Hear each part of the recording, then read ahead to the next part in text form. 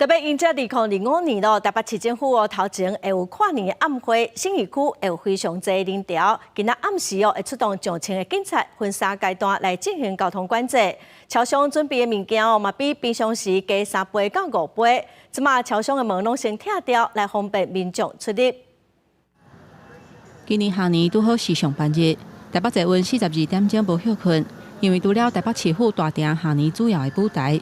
还有歌手张惠妹伫大巨蛋的演唱会，有信义区的上班族为着要闪开尾仔嘛大量的人阵，决定提早下班。我中午就走了，下班直接回家。会啊，就会担心大家下班怎么办。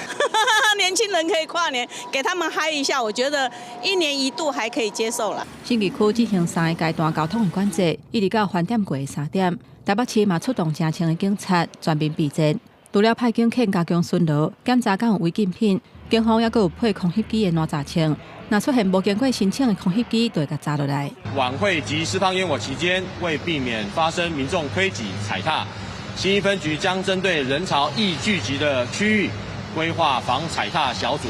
去年台北下年的暗会有超过17万人，交通人员趁日时搭临时的基地台，确保信号品质。各大超商嘛拢已经准备好势，要来抢下年的商机。 OK， 甲全家便利商店库存量增加3倍至5倍。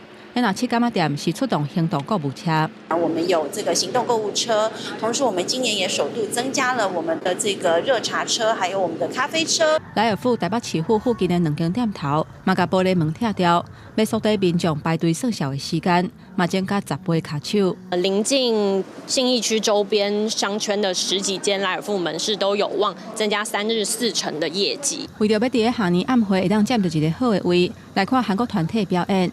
有歌迷从一暗8点就来遮排队，就算天气寒死死，嘛无法度阻挡因的热情，要做伙欢喜迎接2025年。